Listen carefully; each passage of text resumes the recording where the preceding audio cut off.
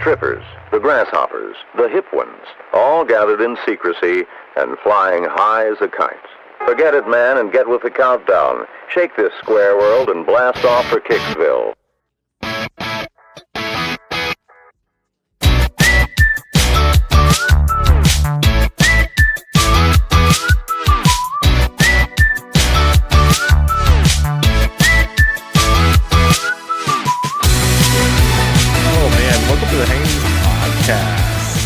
My name is Shanked G. With me as always. Gotta put a little stank on that for the I was gonna say, what the hell was that? I want podcast. Only one of us put their name badge in, so that's pretty cool. I put my name badge in. Well, I don't see it. Well, that's on Rudy. That's not damn it, Rudy, get it together. Just so you guys know, pardon our dust, we are working through using a new program, so there's going to be like weird transitions and shit like that. So we'll figure it all out. Rudy's pretty damn good at what he does, so I have faith in him. Shouts out.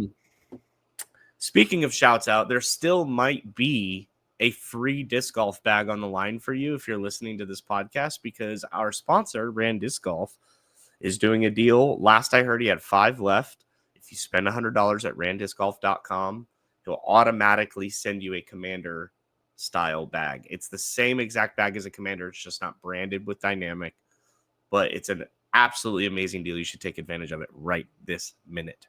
Yeah.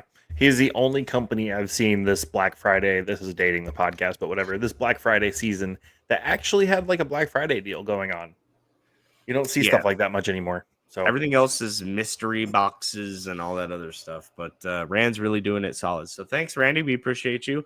You know, it's kind of nice about this new format. We don't. No. You did it in the pre-show. What are you talking about? I don't know what you're talking about. Subscribe to our Patreon for the pre-show. The pre-show. That's not real. That's where we're all oiled up.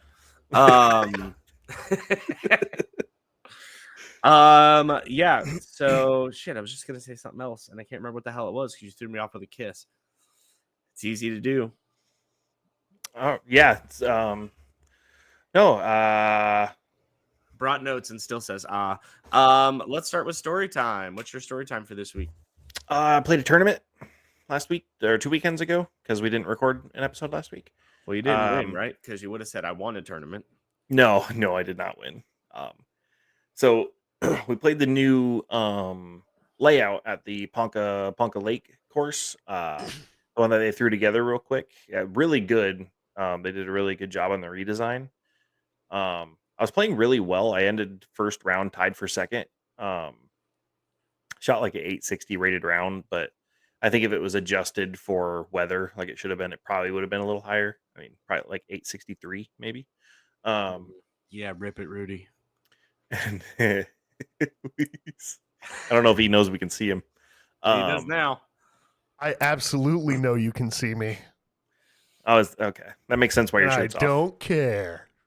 Yeah. Could you please put your shirt back on? Sorry, go ahead. So redesign, tied for second. Yeah, tied for second. There was one hole in particular that I wanted to bring up for, and her name was that I wanted to bring up. It was like hole 16 or something on the course. It was a 550-ish foot par 4, but it had a Mando right tree, like 300 up the fairway, right? Except the Mando right tree was also super right of the podcast of the tee box. Dude, I'm losing it today. It was like super right of the tee box. So you basically had to throw your drive straight right, get around the Mando, and then throw straight left to get to the basket. I love that. And it was probably one of the worst designed holes I've ever played, because as a lefty, I basically had to throw a hyzer and hope I got far enough right of the Mando tree that I was able to throw another like a flex shot around the tree itself. And it was, as a left-handed player, it was a nightmare. I still parred it, but that's because my first shot was like dead on the tree, and then I threw like a cut roll around the tree and then pitched up for par. But it's a par 4. Yeah, it was a par 4. Par. Somewhere like 550, 600 feet. I don't know. That Ponca Lake course has a lot of those like 500-600 foot par 4s. But And then second round, I went in super confident, except it's the woods course that has kicked my ass several times that I'm sure you've all heard enough of. It kicked my ass again. I shot plus 12 for the round, and which is my second to best round at that course. Plus 12 is your second best? Yeah, no, that course is brutal. Plus 12 was like 840 rated. Okay. So, I probably get like plus 20. I have also shot plus 20, but yeah, ended up placing 5th out of 7 after that second round. But we did have a sandbagger on lead card, which really frustrated me. Maybe he's just no, he's locally known as a guy that should be not in our division, but continues to play anyways. He's just on that line. I mean, I guess that goes into the argument of if he's within the rating to play in MA3, he can play in MA3. But he shot like 7 strokes better than the field. So, well, you know, it happens sometimes. Demoralizing to be on lead card and he pipes it down the fairway and you hit 2 trees going down and take a 5. Like, so it'd be like that sometimes though. That's basically every round I play with my daily group is I'm the worst one there. So it's when I win, it's like a really big deal for me. Yeah. Well, the course that I say I'm never going to play again, I'm playing on Sunday. Again, due to my job, I got them to sponsor the podcast. Jesus, I am not on it today. Podcast on the brain. Sponsor the event. We added $750 to the payout for the pros to get it to a B tier. Nice. And they signed me up as a registrant for free. So I'm playing a free tournament this weekend. Oh, so you get to lose for free. That's pretty exciting. Yes, absolutely. I'm hoping to shoot to a plus 12 or worse. So yeah, I believe in you. That's I went out and played, pushed myself a little too hard. The reason we didn't have a podcast last week is because I was severely under the weather. I felt like absolute shit. This is our 1-year anniversary podcast, technically. Hey. And to celebrate, we got Ken Climo to join Twitter and tell Ken_Climo to go fuck himself. Which is the best gift we could have asked for. Yes. And we weren't directly responsible, but I feel like we played a role. No, because we didn't post the picture that Josh did. And that's fair. We didn't do all the investigating that Crunchy did. So shout out to our listeners and guests for aiding in that effort. But hopefully, if you haven't done so already, go to Twitter, go to @Ken_Climo and report him as an imposter because he's a absolutely hateful piece of shit. And the real Ken Climo does not need that on his resume. So please go do that if you haven't already. And guess who follows the podcast as of today on Twitter? The real? Ken's wife. Oh, well, pretty close.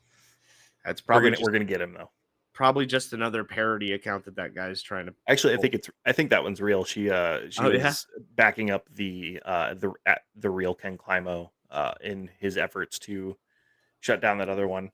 And I don't want to say for sure, but it seems like Crunchy has a good insight that there might actually be a defamation lawsuit happening because he was forced to remove the MAGA hat from his profile picture. So, well, he should be forced to just shut down his page entirely. Doing everything but say he's a parody, but I'm going to chalk that up as a win for the community, as a win for the podcast, and I don't ever want to speak that motherfucker's name again.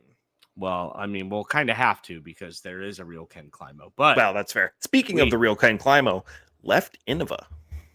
Yes, he did. Absolutely. And I think Crunchy also noticed a registration of, what was it, Climo Discs? ClimoDiscs.com, yeah. So that's pretty interesting. I saw a theory about that him and some of the older old heads of our sport are going to kind of maybe create their own disc company and see what that would be interesting. See what they can do. Yeah, it'd be cool. I don't know if that would be true considering it's branded as Climo discs and not like old head discs or something like that. So Old head discs. That's what I call my ex-wife. Speaking of, she moved to Portland, and I've never been more jealous of her than I am right now because I would much rather be in the Pacific Northwest. it rains all Yeah, that's the best fucking part, dude. the If time. it rained every day, I would be the happiest person on the face of the earth. I Grass told is you greener, I think. I uh I have a rain track in my bedroom 24 hours a day. If I'm not watching a show, That's fair. there's rain playing in my bedroom. Yeah, no, 100% I of the never time. sleep as good as when there's a thunderstorm happening. Oh God, it's the fucking best. Let's go over the other few points that you brought before we get to the guests because we want to Yeah, make let's sure do we give them enough time. Yeah, let's do some speculating. So I'm Speculum. not going to say who because they deleted their tweet about it, but there is speculation that Lone Star Discs will not have a Pro Tour team coming into 2025. Well, considering they chopped their existing tour team off at the knees halfway through the last season, I really don't think that's that hot of a take. I think that's probably something that we're going to see. They might have like Nico, and that, they might have like one or two, but I don't think they're going to support a whole full-fledged team. Yeah, and I think that might be the case for a lot of smaller companies going into the new year. But Yeah. I'm interested to see what the future of Lone Star is because they came in hot, right? Like they created that Ranger team and had like all the ads. They had so much money behind them from the start because they're not a disc company, right? They're a oil company who had someone on the inside that wanted to do disc golf stuff. So they had a ton of money going in. They created a team. They created the Ranger team, and then they kind of did that thing. But the PR from that became so much that they weren't. Um, it wasn't sustainable, obviously. And now we're kind of seeing the consequences of that going into this season, this last season, even, and then going into the future. And if they do cut all of their team, be very interested. I mean, besides like owners, I could see, like you said, Nico staying with like Sacred and you know, is there anyone else on Lone Star that's like part of the Well, team? I know Leah was on there for a while, but I think she's gone, right? yeah, they took her van and ended her sponsorship like Yeah, right that's in the right. middle of the season. And then Robert Burridge, didn't he leave? Oh no, I think Burridge is like the other Lone Star guy that's like He's part of it. Oh, okay. Because I wasn't Yeah. sure if I'm thinking of Chandler Kramer because they took his Yeah. van, he left Yep. halfway through. But yeah, they've got players, of course they do. But it's just this is gonna be such a stupid ass analogy, but I think both of you will understand where I'm coming from. Lone Star Discs to me is the AOL of disc golf. Like I'm gonna if you need you to expound on that. Okay, so my mom used AOL, like the discs you get from the grocery store, for like the longest time. And the reason AOL was you would get CDs from the grocery store like in the mail for like AOL 9.0, whatever. How old are you? I'm 35 years old. I just turned 35. Oh, that explains it. Anyway, AOL is like a symbiote. It gets into your computer and it attaches itself to literally everything else in your computer.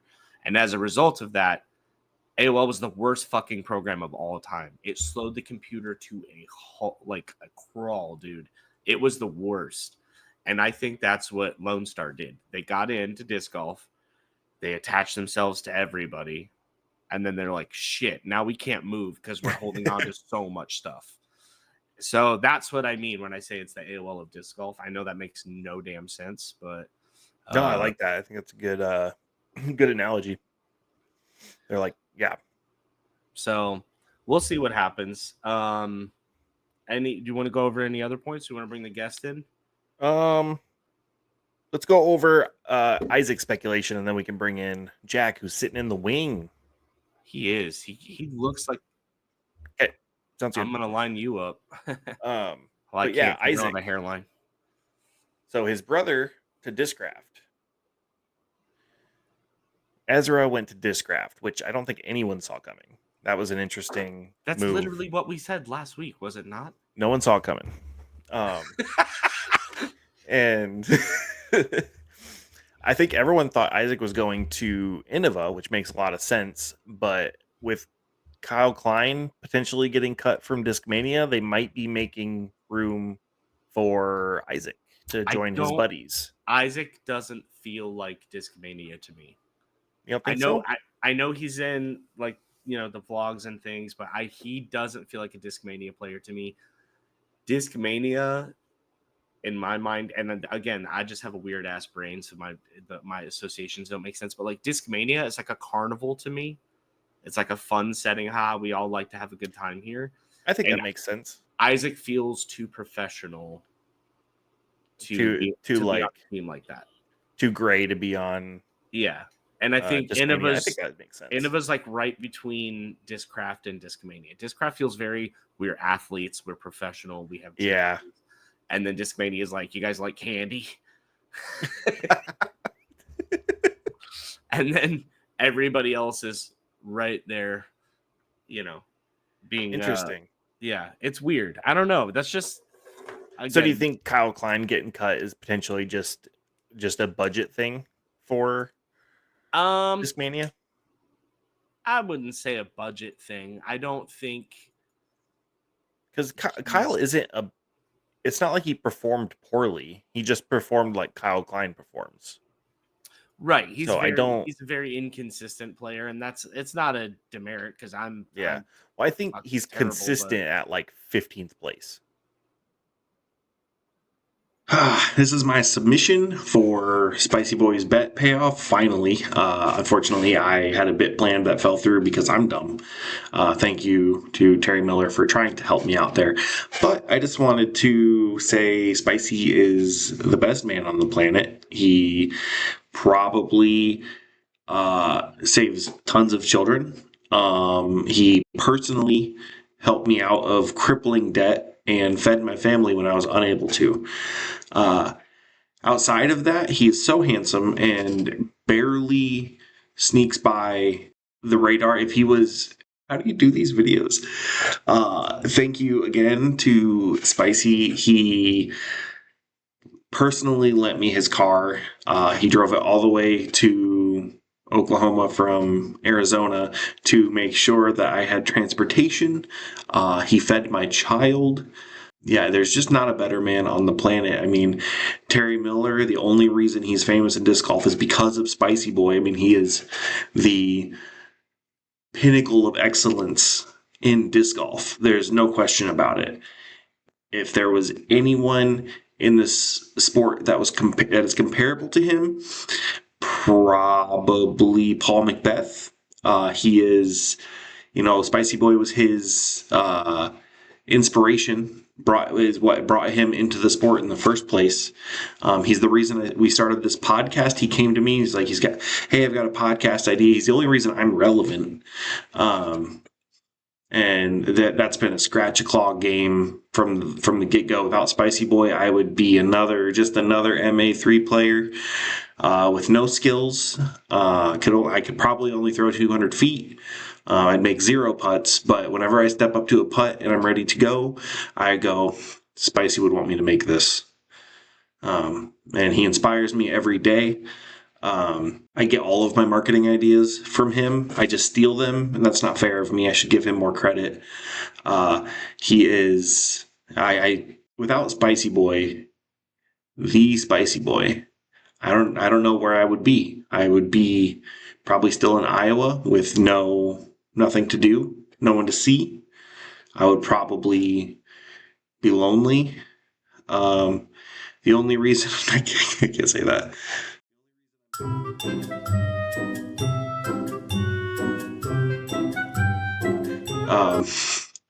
RV3 cut that. Outside of that, I'm just grateful that he's on this planet. I'm just grateful for him in general. He's an amazing guy. He inspires everyone. Without Spiicii Boy, disc golf Twitter wouldn't exist. Without Spiicii Boy, Hanging Loose wouldn't exist. Without Spiicii Boy, Terry Miller wouldn't exist. So thank you to Spiicii Boy. He's amazing. I can't say that enough. But yeah, I think he's too, and this is going to sound funny and very contradictory to what I was just saying, but I think Kyle Klein's is too immature for the image that Discmania wants to represent them, because he's very, like, when he plays bad, he's like a petulant child. Gotcha. He's got bad attitude. Yeah, he's, I don't know. You've got Gannon, who's the face of Discmania right now, and he's exactly the same. He starts throwing tantrums, and then he does not exude professionalism to me, at least in everything but him on the course. I think he keeps it bottled up pretty well, Gannon does, because Kyle Klein is just like, like that kind of attitude. Emotional, and Gannon's just like fiery and angry, and I think there's a difference between those two things. That's fair. Yeah, I get that. Well, before our guest is here, sitting in the wing, Jack from Flabocce. I'm hoping I'm saying that right. And we will roll this ad and be right back.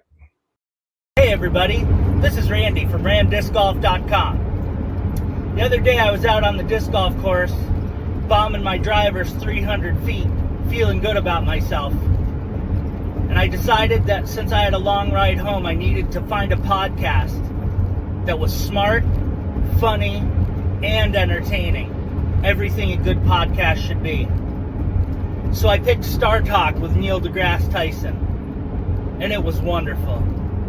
But after that, my podcast app, the algorithm, sent me to Hangin' Loose podcast, hosted by Shanked, DG, and Spiicii Boy.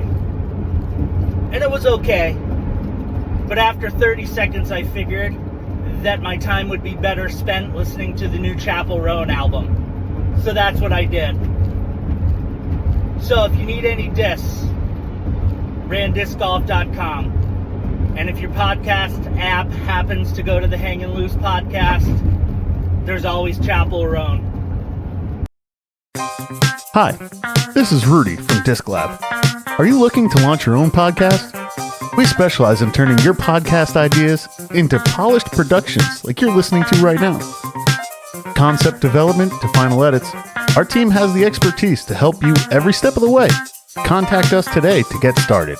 Socials@disclab.io. That's socials@disclab.io. Cool. We're back. We're joined by Jack of Flabocce, the potentially disc golf, mini golf game. Yeah, man. Thanks, guys. What's up? Glad to be here. What's up? Glad you're here, man. Clear mic. Yeah, he came in. Wow, clear in my ears, coming need from a the middle pillow of my for brain. lap. Sweet. Yeah. I do a little bit of voiceover in my past life, so I have the gear. I have the gear to cast. Heck yeah! No, I love to hear that. Yeah. Well, as we do with every new guest on the show, just give us a little bit history of you. Yeah, man. So I am originally from Michigan. I'm back in Michigan. I spent 17 years in LA. I went there for film and video, and ended up making fitness programs for a company called Beachbody. I don't know if you guys remember Beachbody. No way. I'm a P90X vet, dude. Yeah, dude. Tony's my boy. I actually made 22-minute hardcore. That was his military theme program. We released that in like 2014. And during that process, I ended up making some physical objects as well as video programs. And one of those physical objects was called the Beachbody Agility Markers. And basically, I wanted to make them non-slip, and I wanted to make them unique. So I made these like kind of rubbery hexagons. And the program didn't really like launch like P90X did, but we had the shoot. And I ended up playing this game I made up with the camera guys while we were waiting for, the light to be right. And I was like, this is way more fun than what these were originally intended for. And so I kind of developed this game based on it. And I realized that it's really fun because you can play it on any surface, multi-level, these things can basically bounce off anything. They're pretty much harmless. And so I had a prototype made, and it sat on the shelf for like 5 years because COVID happened, and to ship from China was just unbelievable. It was like you were paying $4 a unit to ship, and it was just like, I'll never be able to launch with this. And so ended up moving back to Michigan, pandemic move, and I found a local manufacturer who, could do this. And I was like, well, if I can get this made in my backyard and I can ship right from factory, this is always what I wanted. So in July, we ran them off the line, and we have it made, right? And throughout my life, I've always realized that the best times have always been in play. You know what I mean? Like from being a kid to being a teenager to being in college to being at a family reunion. It's all about those moments where it's like, yeah, you sit around and talk and you laugh a little bit, but when everyone's playing a game or involved and engaged in some kind of play, that's really where the sweet spot of life is. And so with Flabocce, I just hope that it kind of gives people the ability to access that pretty much wherever you are. I mean, you could play this in an airport terminal. You can play this in your basement when it's snowing out. You can play it from 50 yards out, outside, make up super long courses or whatever you want to do. It's really versatile, but it's also super silly and low stakes. And so, and kind of imaginative. And so, so that's kind of why I've been pinging all the disc golf people on Blue Sky, because I'm like, these people are cool as hell. And like, I know that there's something about the essence of disc golf where you just have that satisfaction of these pure little shots. And it's such like a rewarding experience and a low stakes experience, because I golf myself, and like golf is fun and it's really rewarding, but it's a high stakes experience. You know what I mean? Whereas like disc golf is like a low stakes experience, and it's just as rewarding. Like when you have those good shots, it's like just as rewarding. Flabocce, you can play it by yourself and throw one like 30 yards out and just nail it by yourself, and you feel like you won the day, So, yeah. Absolutely. My first question to you was going to be, like disc golfers, do you have disdain for the ball version of your sport? Everybody that golfs, it lies if they say they don't have disdain for the sport of golf. You know what I mean? Like the most interesting with me was that I got into golf. My dad was a big golfer, and so there was like a bonding element there, and then it was like a party element, right? And then I realized that like if you're just out there partying, like you're never gonna actually play this game worth of shit. And so now my essence is to go out alone in the morning, like Bagger Vance, and walk it. You know what I mean? And like the purist. That's honestly the best. Yeah, as opposed to like the golf culture where it's like you with your boys and a speaker going and everyone's getting shit faced at the turn. You know what I mean? So, so like that's we start early here, baby. Yeah, yeah. So, but I think like disc golf, that's why I was so excited to kind of be on this, is that it's just like there's like it's like a very solo element to it. But it doesn't have like, there's like a level of like pretension that is really not there. And also I think it's really interesting that, it's, I don't know, like to me, the idea of like I know you guys lose discs, right? I've only played a couple times. You can definitely lose a disc, but you don't lose like 12 discs on a day, do you? Depends like where you you're guys are throwing playing. 12 in the water. I wouldn't say 12. I think the most I've ever lost in a day was 3. But yeah, I think I'm also playing in Arizona, where water is kind of a myth at best. So when you lose one in Arizona, that's because it's just too far into the rocks, too far into the desert. You're not getting it back. Well, if you play at Fountain Hills or Vista, there's water at both of those courses, and it's not good water. It's if you're not playing filthy. If you're not playing there, the Scorpions take ownership of 2 shanked of drives. So yeah, it's really that, or it's stuck in a tree and you don't have a retriever long enough to get it. Right. Yeah, I think you touched on a good point there, though. Like disc golf is accessible to people, right? There's not really a barrier to entry. Like if you go to any disc golf course and you have some set of social skills, you could probably borrow a frisbee from somebody, Yeah. And you can't just walk onto a golf course and be like, hey, can I just tag along? They'll be like, what?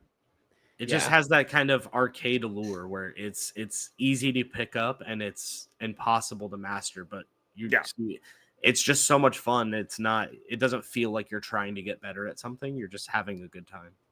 So are you guys? Do you guys have? I mean, you're all year out in Arizona, so there's really no off season. You're not up in the mountains. Where I mean, because the thing that's most interesting to me is that when it came to Flabocce, and I was like, you really got to get this in front of disc golfers, and I'm like, yeah.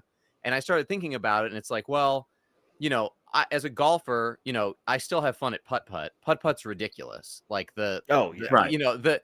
The situation is artificial. You're bouncing it off things. You would never be doing bank shots in golf. You know what I mean? Yeah, like very rarely. You know what I mean? Like it's super artificial, but the act is still the satisfaction of I'm going to aim this ball and use this piece of equipment to get this ball into this hole. And it's just a different kind of a vibe. And what I've noticed with getting into disc golf and speaking to disc golfers here, like here, they're not going out because a lot of the courses are ski hills up here in northern Michigan. So it's like Hickory Hills, which is right by me, is a disc golf course until it's a ski hill, and then it's a ski hill. So people aren't playing in the snow. But I'm seeing all these posts, like people are out there in deep snow, or so even in deep snow, you're like, did you lose them in the deep snow? You have to like find them. Yeah. So the what people usually do is they'll tape a ribbon to the disc. That way, when the disc goes into the snow, you've got the little colorful nub that sticks up out of the snow, so you can find it. Smart. Personally, I'm originally from Iowa. I'm currently living in Oklahoma, so it hasn't snowed here yet. But I never played. If it was below freezing temps, I would stay inside. It's not the snow that bothers me. It's like it's the cold and the wind chill that gets to me. But here in Oklahoma, it's finally becoming a positive thing that we moved here because it's still 45, 50 degrees during the day and you can still play. Yeah. So are you a garage putter, or do you have like a setup, like an indoor setup to be Not messing anymore. around? I think he just throws discs at his kid. I do, yeah. No, that's actually what I was using. So Jack here sent me a Flabocce set, and we played it a little bit in the house, which it's a lot of fun, and my toddler loves it. But what he loves most about it is that I can throw them at him and it doesn't hurt, and he just cracks up. He also uses them as like stepping stones. Yeah. To like he lays out like a path in the living room, and then he'll step on one to the next, to the next, to the next. The floor's lava Flabocce.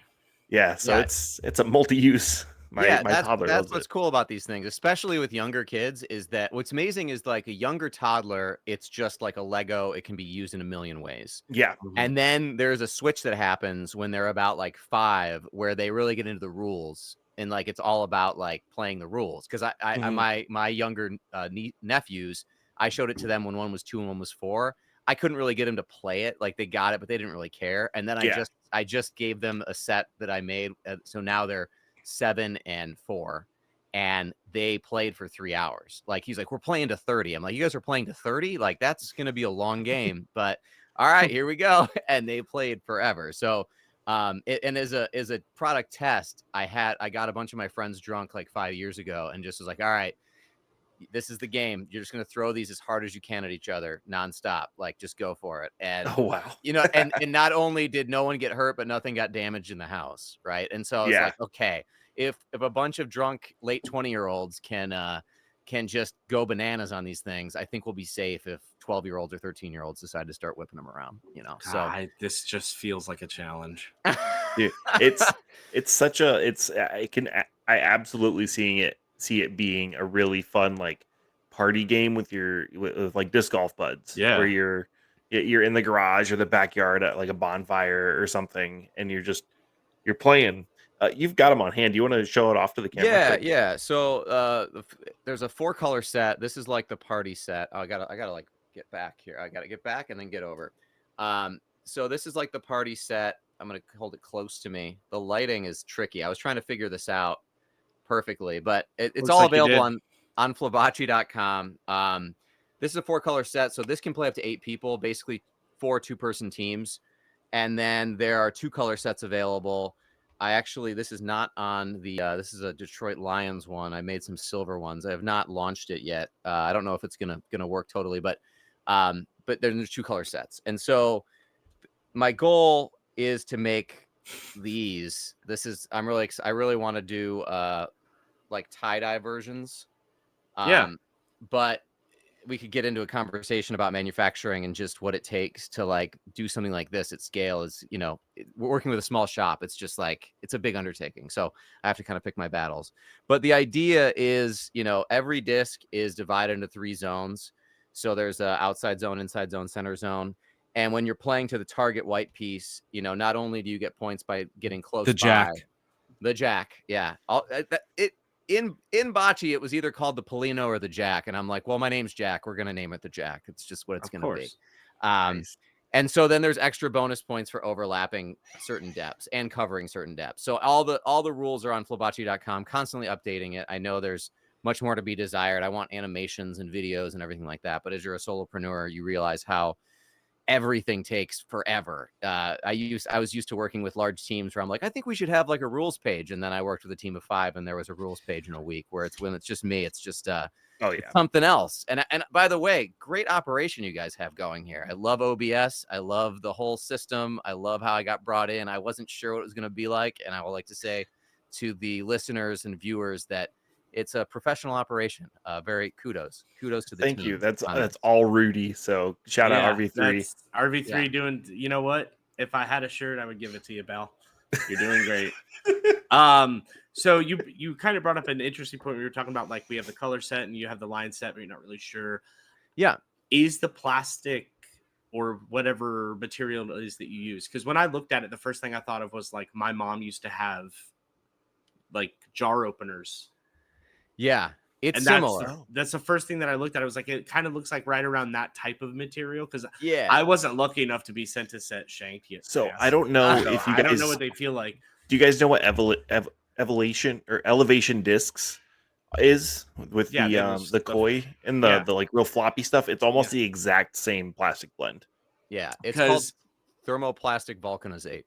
So it's basically a blend of rubber and plastic, natural rubber and plastic. And do you think it would take to dyes? What's up?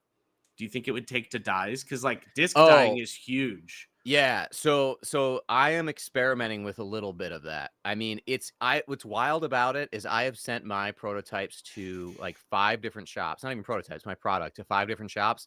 Mm-hmm. And they're just like, it has a very low surface energy. And so because of that, like basically any pigments they throw at it will not stay. And then I've taken the route of UV printing, which works. But as soon as the disc flex, it cracks because UV cures into a hard kind of a shell. And so that cracks. So I've had success on my own with DTF transfers, basically the same stuff you make a shirt with, because there's actually an elastic nature to it. It's kind of like latex paint.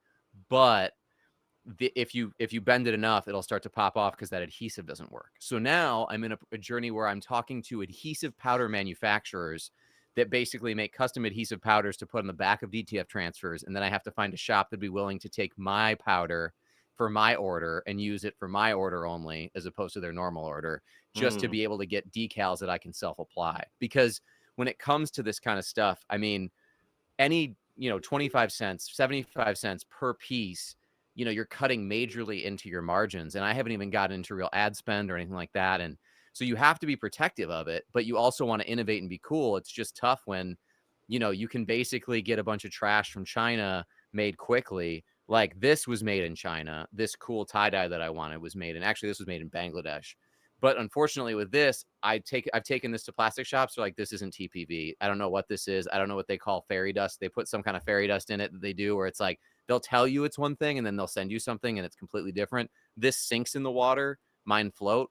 I know mine are non-toxic. I know mine are made with with food grade dyes. Like, so if your pet eats it, I know it's okay. I have no idea what's in this. So it's like, those are the kind of things where I'd rather make something that I know is solid than just make something that just looks cool. But the journey continues. No, I appreciate the effort you're putting. I mean, you can just tell from you talking about it that you're invested in this and you're passionate about it. And just from my, I've had it for about a week now, and I'm excited to, just keep playing with it. I mean, it's whether or not, we play with it as it's used, but my toddler loves them. Yeah, so. And that's the thing too. I've got a client, I can't really call him a client, but a guy that I've been working with that he's interested in like using them for like team building exercises in like different ways, where it's just like, they're basically modular. It's like, well, how many colors? What do you need? What are you making? You know what I mean? Yeah, like, be my guest. You know, I'm here to support it. You know, and so to me, just making sure I put the brand on every piece, right, is just like, if they get found, what is this? It takes you to the website, you can figure it out. And so my goal is to just kind of ride this where it goes. I mean, the most interesting thing about it, a lot like disc golf, like I mean, I know that when you guys probably started playing and since then you've seen things and people have discovered things and ways of throwing, just different little tweaks, just like everything that kind of humanity finds a way to innovate with, like, okay, if these are the parameters, what am I going to do differently? Right. So like, to me, like, I know that this isn't the most aerodynamic, perfectly designed object to be thrown accurately, like some of the discs are, right? Because those things are made. I mean, you guys analyze. They're made to fly. You guys analyze them to death. You know what I mean? Yes. Like, it's like they are scrutinized to the maximum. Where this is not. This is something that I always like to look at, like a football, like an American football. Is hilarious to me that in 2024 we play with this object that is basically just a slightly tweaked iteration of like a sewn together leather thing with the 4 seams and laces. You know what I mean? Like, all these things were created by the original need for the football because that's just what it was going to be made of. And now we design around these specifications based on this original design that we could probably make a football, like, for example, like a Vortex, right? Like, you can make a football that can be thrown way farther, way easier, way more accurately, you know, handled easier, but we won't, because that's just the parameters that we set. This is a football. So when it comes to the flabs, I'm like, all right, this is the thing, humanity. Like, it's a floppy hexagon that's weighted this kind of way. Who's going to be the best at throwing this thing? Are they going to find out new ways to throw it? Like, is there going to be some kid who's 6 right now who's going to be the next prodigy of Flabocce? I don't know, but I hope to find out, you know? I can absolutely see this sport on ESPN too, like the Ocho or something. It's my goal. I mean, not to hate on bags too hard, but like, come on, guys. Like, watching bags on ESPN is the most boring thing in the universe. Like, it's just guys shooting free throws for like hours. You know? There's no too change. good at it. There's no change. Right. It's not fun when everyone goes in. Yeah. And that's and now that the sport has gotten to the place where that's mostly what it is. It's watching like, bowlers bowl a 298 every time. Every time. Yeah. So who do you think you are? I am. You know. Exactly. One thing. I was just gonna say my secret goal, which I'm not, you know, which is now getting out there, but it will be to be on ESPN. Like, it's to get this game to a place where there's wild rooms, lots of levels, weird things happening, and guys shooting crazy shots and doing things in a fun environment that is more interesting than bags.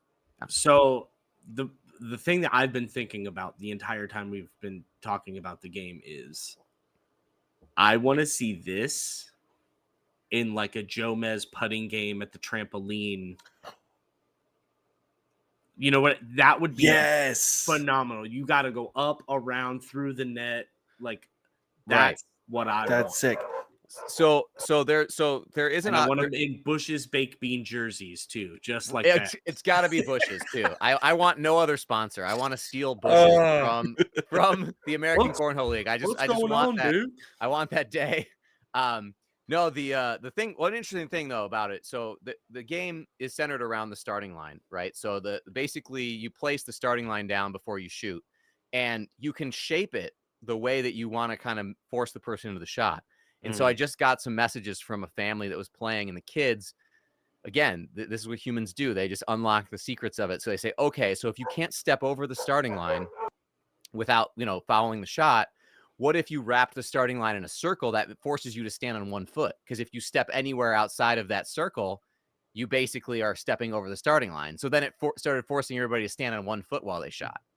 Right. And I'm like, this is the exact thing I wanted. Right. Yeah. I want the limits to be played with and create goofy situations that you would never think about. But they're like, technically, that's the rules. Like, that's how they set the starting line. That's the shot, you know, so that will elevate and continue to. I mean, I've got so many ideas. Like, I want a pool with a bunch of platforms that are kind of slightly floating around, you know, so even if the object gets thrown on it, it's not necessarily going to stay in that one distance. Right. It might float a little closer. It might float a little farther. Stuff like that, where it's like, you know, this has the makings of, like, I want to see the exact success story from basketball happen to Basketball is my motivation movie, guys. Dude, basketball is literally one of my favorite movies of connecting the all time. dots. And I think this would be perfect of like, it's lights, camera, action, but in somebody's backyard. Exactly the way that basketball was. There's so much you could do with it. That Jomez putting game idea is so good. I have to check this out. So this Jomez putting game, this is disc golf putting, right? So it's short shots, but wild shit, right? Yeah, so they go into like a mall or some like place you wouldn't play disc golf. They have one at a water park. They have exactly. And they just put the basket in crazy places, and they're like, "Okay, here's my putt," and it's basically played out. And then it's horse, right? It's horse, yeah. Exactly. Yeah. And this is exactly what I'm trying to do. With this in that same element. The only difference is you don't require a net. You don't have to really set anything up. So if we want to go bomb a mall, then we just go to the mall and we're throwing these things, and the environment is the environment as opposed to a hyper design thing, right? To put it into terms for disc golf, or these little, do you call them flabs? Flat balls. So these flat balls. So the Rudy, they fly very they fly very overstable. Surprisingly, like I gave one a good rip in my backyard, and they fly overstable. So you could actually shot shape these things in cool ways indoors without breaking stuff. Yeah, and so curious, when you were throwing them around, have you ever thrown them vertical like a lawn dart? Or were you trying to always just go like a frisbee? I was just trying to throw them like a frisbee, but I assume with that, if they're them being overstable, they'd probably fly like a thumber if you threw it that way. Yeah. So the ultimate shot that I always use is a high arc that's vertical. So you're basically holding it perpendicular, and you're whipping it with backspin vertical. Do you go okay? So you throw it like underhand. Almost. Yeah, so it goes underhand, then you shoot it up, and then it'll land. And the higher the arc, and then it'll hit and it'll stick. It won't roll, right? Because if it comes down with enough backspin, it'll really stick. If you're in like deep grass, it's perfect. If you're in sand, it's perfect. If you're on pavement, I prefer more of a float, which is more of like a traditional. What do they weigh? So these guys weigh 56 grams a piece. Right? Dang. I was gonna say, if they're close to a putter weight, it could actually be a really good like winter putting practice. I mean, the grip is gonna be different, but what does a putter weigh? Like 170 grams. Oh yeah, that's a lot. That's really heavy. I mean, the cool thing is I am going to experiment. So I do have a pro set that I made about 25 of because they were stiffer. So this is a durometer of 55. Meaning that the lower the number, the more wacky and rubbery it is. The higher the number, the more stiff it is. So the pro set's like a 65, and you can tell it's not as forgiving, right? So if you don't throw it correctly and it hits kind of on an off angle, it's going to roll and bounce farther than these will. But I look forward to kind of messing with different materials and different things. Like once I get the base game out there, like I'm curious to see what other kind of materials, weights, Hell yeah, dude. all that kind of stuff we can mess with. I mean, when I can get into having more molds, that's like a whole different level too.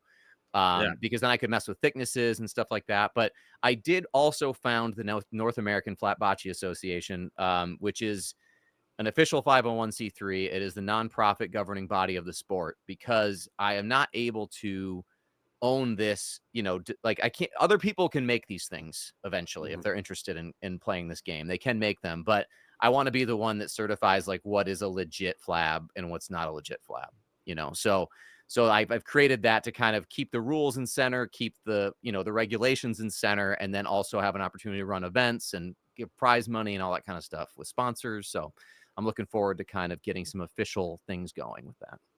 Heck yeah. Well, personally, once you get going into like hosting events and stuff, reach out to Cosmic Crisp. Cosmic Crisp. Apples. They are, so I noticed that on your link tree, right? Yeah. So they started off with a podcast that I'm a big fan of. Rudy's also a fan of them. Sponsored them, and then they sponsored me in disc golf, and then they've really dived into that racquetball game that old people play. Pickleball. Yeah. Thank you. Yeah. And so they're really, as a company, they're focusing on like niches, and I think that they might really love your idea. So it's something to think about. That is just the apples that we know and love. That is what that is. Yeah, just Cosmic Crisp Apple. You can get them at Walmart. I love Cosmic Crisp apples. Same. Yeah, that's amazing. All right, I will definitely do it. And Spiicii Boy, I'm giving you a set. I know you came into this sideways, so I didn't have an opportunity to get you a set. But we've been talking about this game so much, you have to have a set. So just make sure you don't send Rudy one. Yeah, Rudy's not allowed to have anything, even a hairline. It's brutal. It's brutal. Hey, it is brutal. It is. Hey, Shanked, where's my USDGC payoff, bud? Oh shit! It will be uploaded. I will splice it into this video. It'll be uploaded right now. Okay, perfect. Wow, that was incredible. So wild.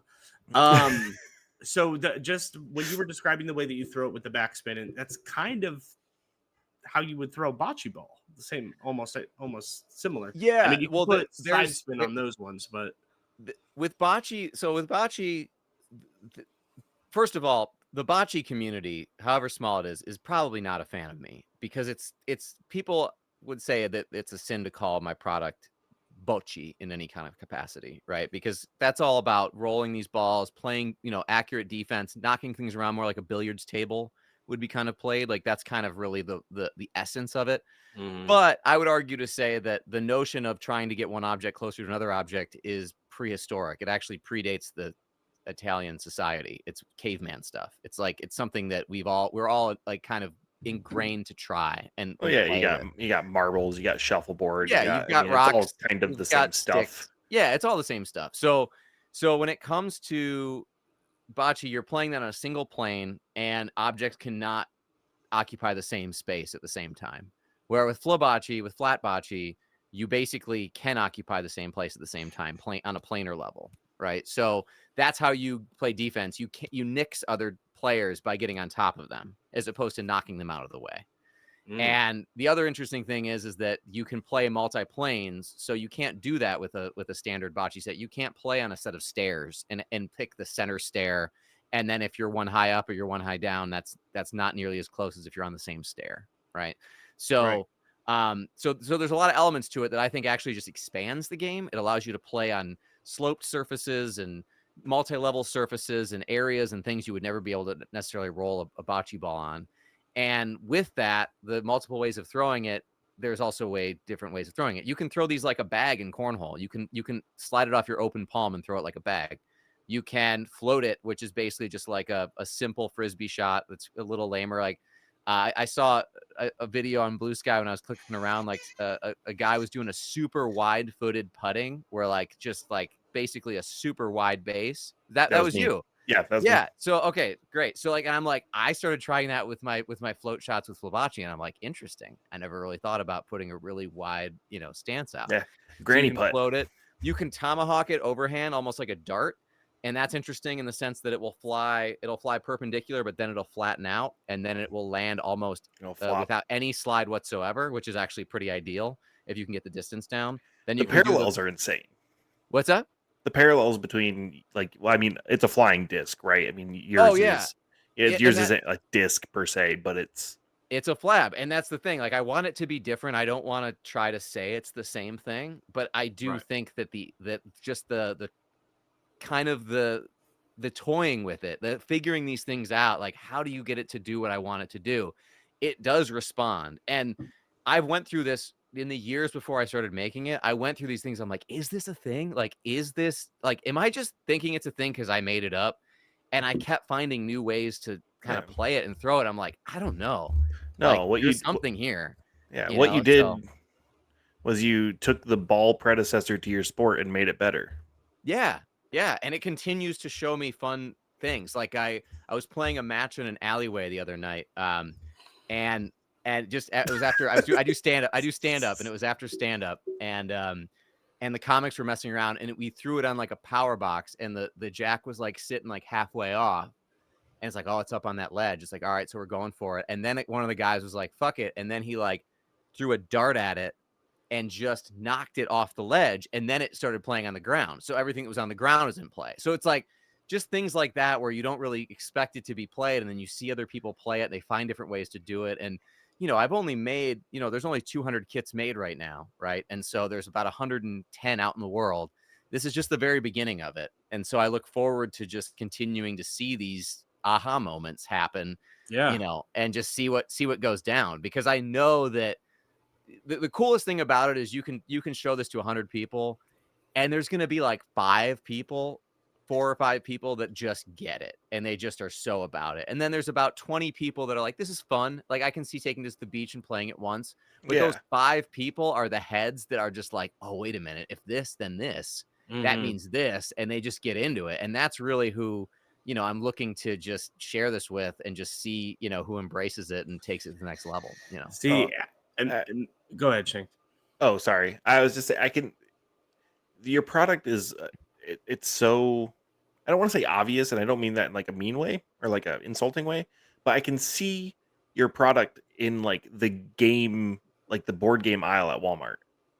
It's a goal. You Like know, it's really a goal. it fits there. Like, I know these guys didn't see how it comes packaged, but it comes in like this cardboard like clasp, and then it's got the cord wrapped around it, and it just looks like a perfect.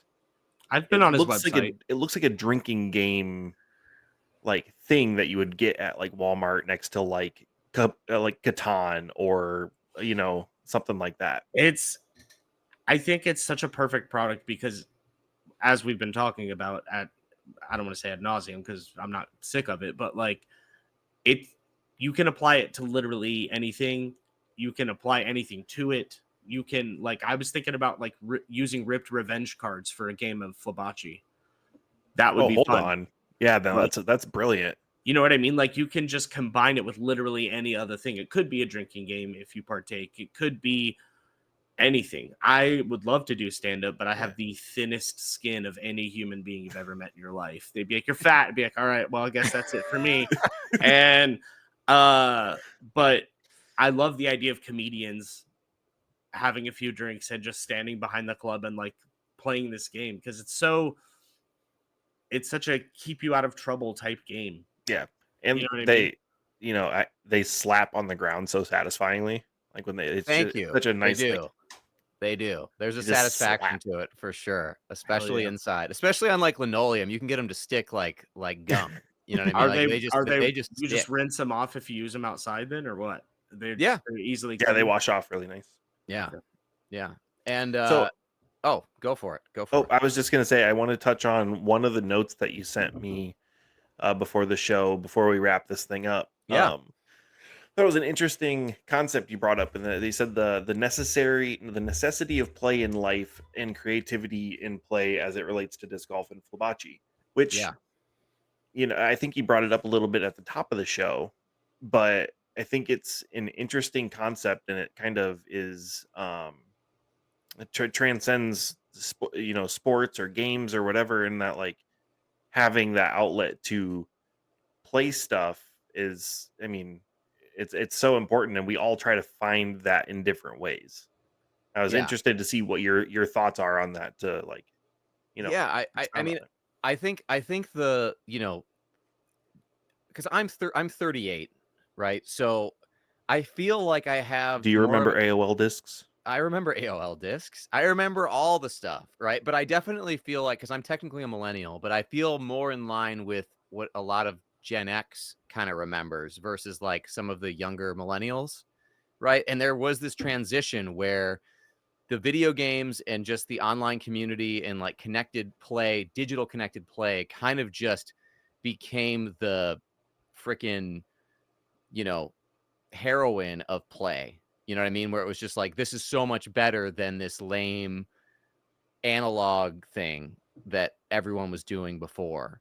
But with that transition, I think something was really lost. And that was that, you know, when you have 5 people playing together, there is an opportunity to create, set new rules, and really just kind of enjoy play in its purest form, where as opposed to being in an online community where there's 10,000 people playing the same game, you know, you kind of all just kind of coagulate into this thing, and then you're just kind of locked into this thing, and to innovate becomes almost impossible, because it's just like, this is the understood fact. And I want to just go back to the beginning, like the most fun I've ever had with people being somewhat socially nervous and always kind of just a little bit socially awkward, like the ability to kind of kind of unify around a game of some sort or some kind of action is just the easiest way to connect, because it takes the pressure off you and you're able to like really feel a sense of community and connection in these microscopic moments. And I think that that's really underappreciated when it comes to what play is. Like, play doesn't mean you have to just be wild and creative and wacky and, you know, doing, you know, whatever kids are doing at their early development stages. Like, play is something that we all do constantly. It's basically adhering to a set of rules and navigating within the rules. Like, that is play. You're playing this game, right? And so anything that I think unlocks that is something that we need more of in our lives, because so much in our lives is kind of in this large boat that's too big to turn quickly. You know what I mean? Like, the rules of Instagram, the rules of social media, the rules of these large, you know, multiplayer game universes, like, they're vast and they affect us in a certainly good way in some capacity, but it's not the same as getting that small group, making up some, you know, some fun rules and kind of navigating through them. So yeah, absolutely. So when it comes to disc golf, like, is that happening out there? Like, obviously people have their handicaps and they have their, you know, they have the purists are the purists, but then the boys are still the boys. And there's still some great moments that wouldn't necessarily make it on the cover of Disc Golf magazine, right? Yeah, so I think you touched on something that's really true for me specifically, and I think a lot of people in this sport. In that like, I'm with you. I'm not a very social person. I haven't been for a very long time. The only thing that gets me talking to new people or meeting new people is disc golf, and it's because we have the medium of the game to talk about. Like, you get out on the course during a tournament, you meet the new people on your card, you go to leagues and stuff like that, and you meet those people, and there's no pressure to, you know, oh, this is what I believe in, this is what I do for work, whatever. It's just, it's four dudes being nice shot, or you know, like, stuff like that. And that's a really good point you brought up. That moment, that ooh moment, like, that is like the most primal, like, human thing, right? Where Yeah. it's just look at the thing, and then you're all looking at the thing before it happens. You know what I mean? Yeah, Like, before you just smack that tree. exactly. But like, that is what is so important about it. And that's where I'm like, look, this thing could become super successful. I just want it in the world, because I just want there to be more of those moments with something like this that I've been able to have myself, just that other people can enjoy. Just those little moments, those little nothing moments that don't seem like any monumental point in your life. But cumulatively, if there's more of those happening in the world, we're going to be better people. You know what I mean? Yeah. Couldn't agree more. Yeah. Absolutely.